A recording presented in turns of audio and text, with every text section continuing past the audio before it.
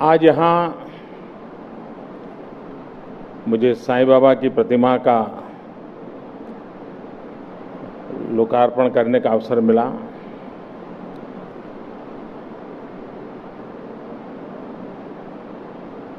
ये अस्पताल गरीबों की निःशुल्क सेवा करने का काम करती हैं, खास करके बालकों के हृदय के ऑपरेशन। जो लोग पुटपर्ती गए होंगे वहाँ भी एक बहुत बड़ा अस्पताल। और साईं बाबा का जो सामाजिक काम था उस पर लोगों का बहुत कम ध्यान जाता है। चमत्कारों की चर्चा बहुत होती है,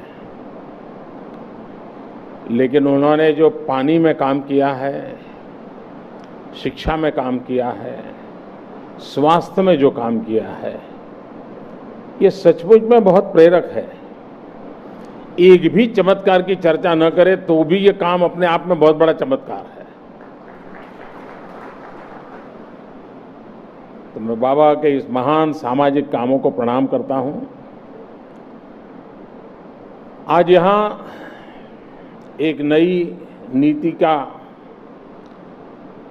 प्रारूप आपके सामने प्रस्तुत किया गया, इनोवेशन एंड एंटरप्रेन्योरशिप के संबंध में। मैं रमन सिंह जी, उनकी सरकार को बधाई देता हूं कि उन्होंने इस दिशा में सोचा और सरकार क्या करेगी, क्या कर सकती हैं, लोगों को क्या करना चाहिए और सरकार और लोगों मिलकर के क्या कर सकते हैं, इसका उसमें एक खाका है। दुनिया में पिछले 50 वर्ष में जिन देशों ने प्रगति की है, अगर उसकी तरफ हम नजर करें तो ध्यान में आता है उन देशों की प्रगति के मूल में एक बात है, इनोवेशन। अनेक नई चीजें वो लेकर के आए, अनेक नई कल्पना के लेकर के आए, जिसको दुनिया ने स्वीकार किया। और वो इनोवेशन समाज हितकारी बना, लेकिन उस राष्ट्र के लिए आर्थिक उन्नति का कारण बन गया। और इनोवेशन नहीं होता है तो एक ठहराव आ जाता है, एक रुकावट आ जाती है। जीवन समाज का एक सहज स्वभाव होना चाहिए कि वो युगानुकूल परिवर्तन करता रहे, आविष्कार की परंपरा निभाए रखे और नए नए आविष्कारों को समाज उपयोगी, जन उपयोगी कैसे बनाएं, उस दिशा में प्रयास करें। एंटरप्रेन्योरशिप हमारे देश 65% जहां पर नौजवान है,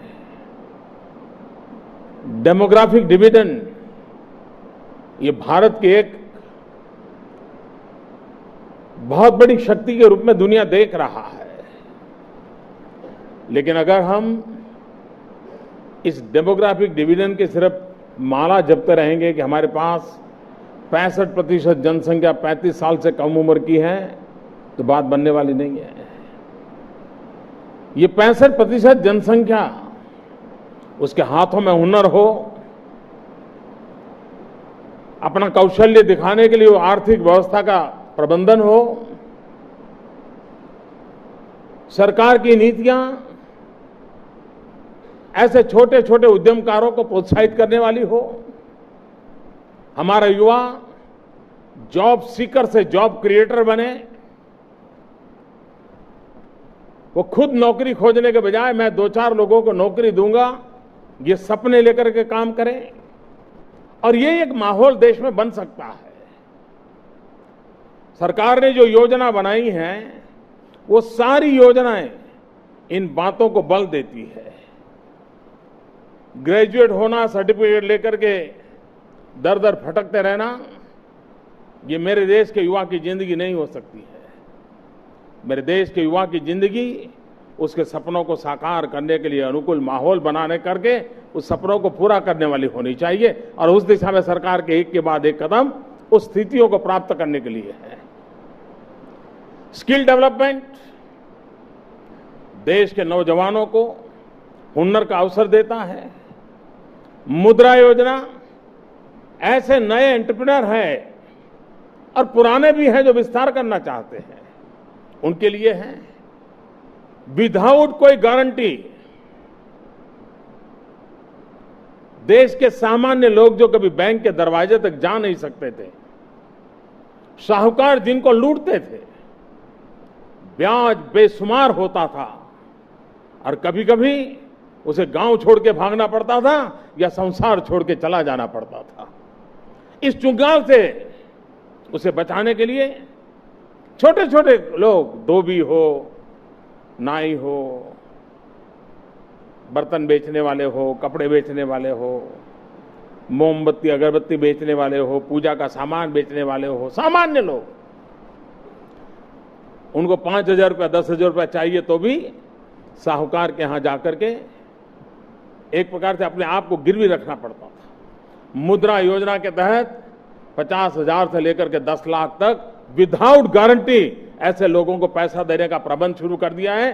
अब तक 2 करोड़ लोगों को राशि दे दी गई है और करीब करीब 1 लाख करोड़ से ज्यादा राशि दे दी गई है। किसी भी प्रकार की गारंटी मांगे बिना दे दी गई है और इरादा यह है कि वो अपना कारोबार को बढ़ाएं ताकि उसमें गरीबों को वो रोजगार दें, 1 को दे, 2 को दे, 4 को दे, लेकिन इसी से काम बढ़ने वाला है। और इसलिए दुनिया में एक प्रचलित मान्यता रही है कि आर्थिक विकास के लिए एक प्राइवेट सेक्टर, दूसरा पब्लिक सेक्टर, यानी गवर्नमेंट के पीएसयूज होंगे या कॉरपोरेट हाउस होंगे। भारत जैसे देश में एक तीसरी विधा की आवश्यकता है। उस तीसरी विधा पर मैं बल दे रहा हूं और वो है पर्सनल सेक्टर। प्राइवेट सेक्टर का अपना उपयोग है, पब्लिक सेक्टर का अपना उपयोग है, लेकिन पर्सनल सेक्टर जहां हर व्यक्ति एक एंटरप्रेन्योर बने, और ये जो नीति लेकर के आज छत्तीसगढ़ आया है उसमें उसकी झलक है। मुद्रा योजना से उसको फाइनेंस मिले, स्किल डेवलपमेंट से उसको स्किल मिले और एक मार्केट, पॉजिटिव मार्केट का एक एनवायरनमेंट क्रिएट हो जाए। और मुझे खुशी है कि ये जो 2 करोड़ लोगों को मदद मिली है उसमें करीब करीब 70% SC, ST या OBC के लोग हैं। बहुत बड़ी मात्रा में महिला एंटरप्रेन्योर आगे आई है। ये जो ताकत खड़ी हो रही है, तो जो इस नीतियों को लेकर के छत्तीसगढ़ आया, मैं मानता हूं उसके साथ जुड़ करके ये दोनों की शक्ति काम आएगी और केंद्र सरकार और राज्य सरकार की शक्ति मिलती है तो फिर तेजी बहुत बढ़ जाती है। और मुझे विश्वास है कि छत्तीसगढ़ के नौजवानों को उसका लाभ मिलेगा। आज प्रधानमंत्री आवास योजना का भी आरंभ हो रहा है। देश की आजादी के इतने सालों के बाद 5 करोड़ परिवार ऐसे हैं जिनके लिए आवास निर्माण आवश्यक है। करीब 2 करोड़ शहरों में है, 3 करोड़ गांवों में है। और ये वो लोग हैं जो अपने बलबूते पर मकान बना पाए, वो संभव नहीं है। न उसके पास जमीन है, न उसके पास पैसे हैं। विकास के लिए व्यवस्थाएं कभी कभी बहुत बड़ा रोल प्ले करती है। गरीब से गरीब व्यक्ति होगा, झुग्गी झोपड़ी में जीता होगा, तो वो जीने के तरीके ऐसे ढूंढ लेता है कि रात को सोने के लिए आता है और दिन को फिर चला जाता है। न उसका परिवार का माहौल बनता है, न उसका व्यक्ति के सपने सजते हैं। लेकिन अगर उसको एक छोटा सा मकान भी दिया जाए,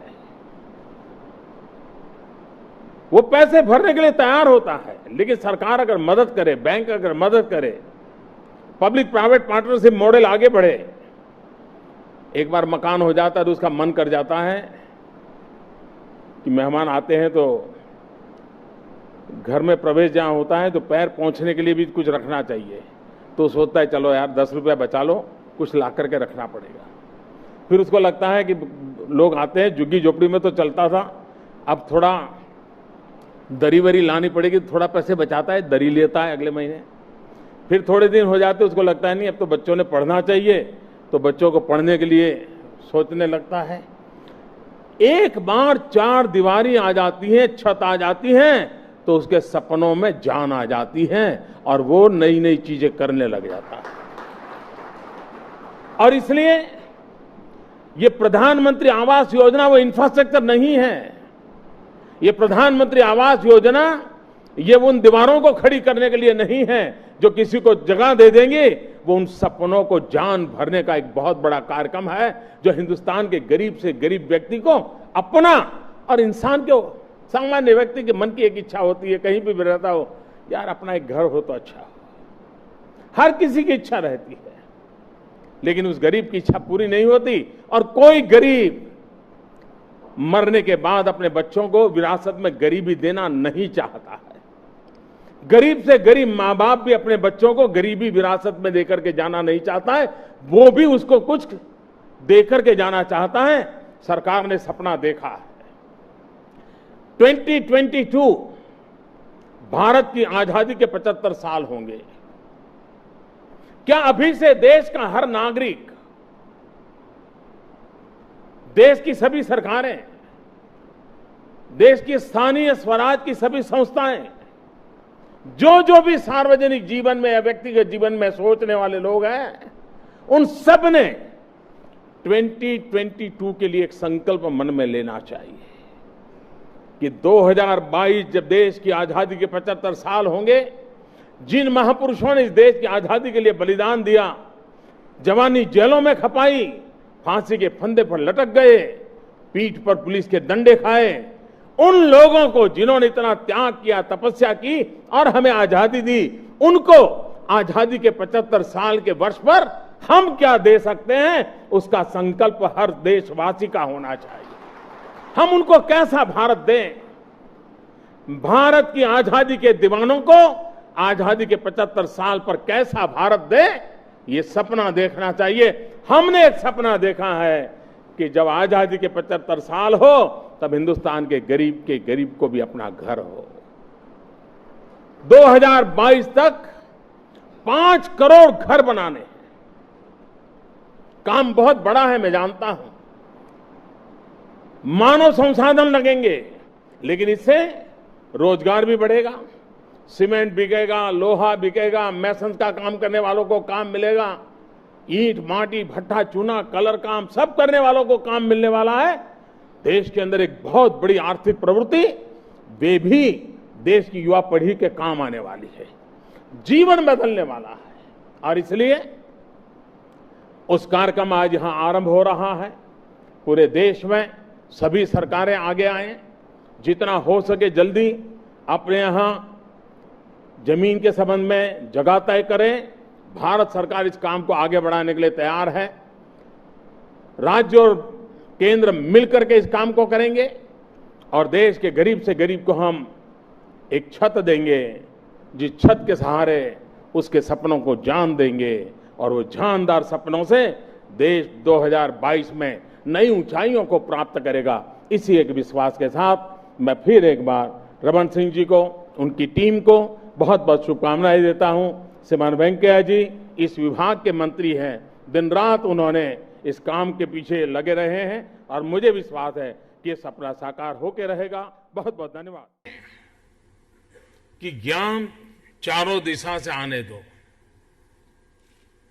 हमने कभी ज्ञान के दरवाजे बंद नहीं किए। हम कभी किसी की ज्ञान के प्रवाह से भयभीत नहीं हुए, विचलित नहीं हुए। क्या आज हम अपने आप को पूछें, क्या हम दुनिया के किसी भी कोने से उत्तम जो बातें हैं उसको सुनने समझने के लिए हमारा मन खुला है क्या?